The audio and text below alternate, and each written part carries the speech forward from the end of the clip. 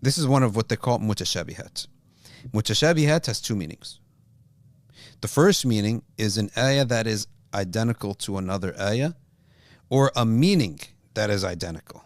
So some meanings are repeated, that you need to hear it so much. It is such a pillar of this religion that Allah Ta'ala, so it's not a repetition that's useless. And Ghazali reminds us to know that there's no useless repetition.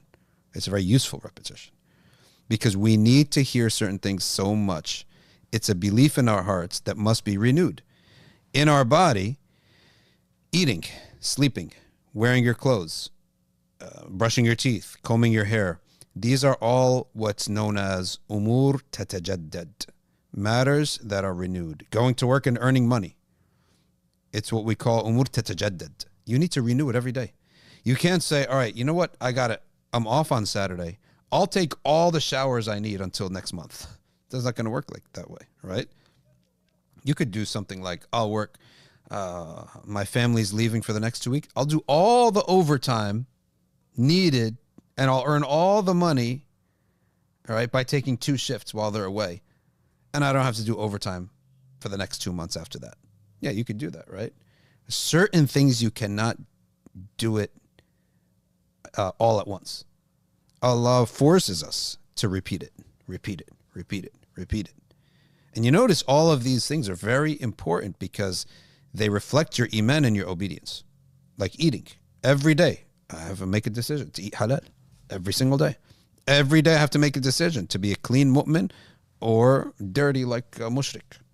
There's mushrikeen that have no hygiene rules that are sacred to them. They just have whatever they want to do, whatever they agree on in their society. Every day I have these choices. So, ayat that are mutashabih are like beliefs that have to be renewed in your heart. It must be renewed in your heart. Things that, like, disbelief is punished with eternity.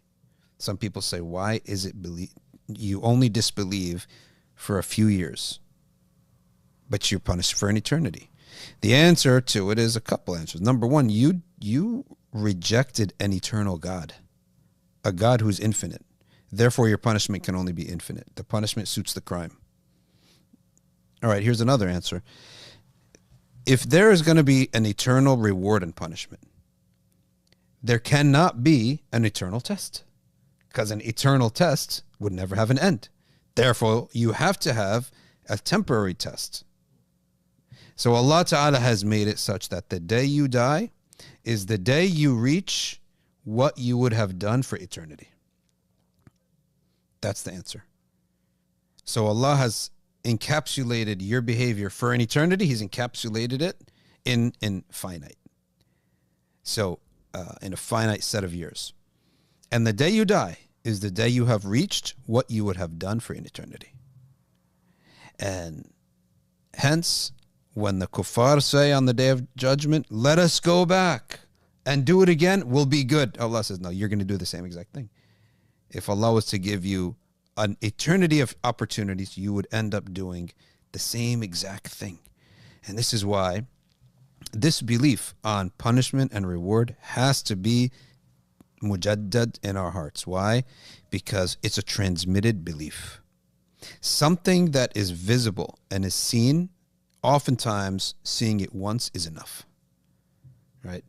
Some person sees a young person die or suffer after a car accident. Once in his life, it's seared in his mind. He will forever make sure to wear his seatbelt and make sure his kids wear his seatbelt and everyone drives safely, because that is seared in his mind. But Jahannam, it's transmitted to our ears only. We hear about it. We don't see it. And therefore, it's a belief that could fade away.